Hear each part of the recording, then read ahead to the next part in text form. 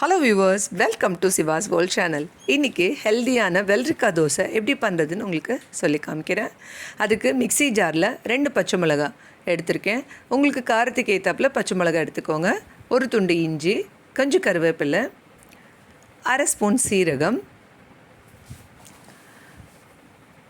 2 spoon துருவின தேங்காய்,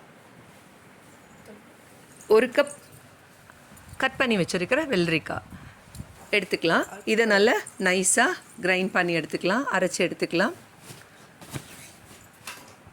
வீட்டில் ஆல்ரெடி அரைச்சி வச்சுருக்க இட்லி மாவு இல்லை தோசை மாவோட இந்த வெள்ளரிக்காவை அரைச்சி வச்சுருக்க வெள்ளரிக்காவை மிக்ஸ் பண்ணிடலாம்.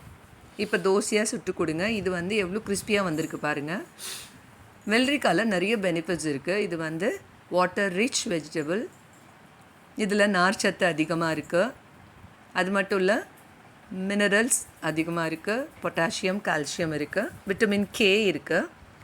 இந்த வெள்ளரிக்காய் ஸ்கின்க்கு ரொம்ப நல்லது. சுகர் பேஷண்ட் கூட இதை எடுத்துக்கலாம்.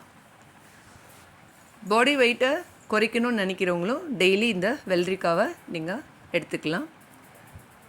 இதே மாதிரி வெள்ளரிக்காய் தோசை நீங்களும் ட்ரை பண்ணி பார்த்துட்டு எப்படி இருக்குன்னு கமெண்ட் பாக்ஸில் சொல்லுங்கள். இந்த வீடியோ உங்களுக்கு பிடிச்சிருந்துன்னா லைக் பண்ணுங்கள், கமெண்ட் பண்ணுங்கள், மறக்காமல் சப்ஸ்கிரைப் பண்ணுங்கள். தேங்க்யூ.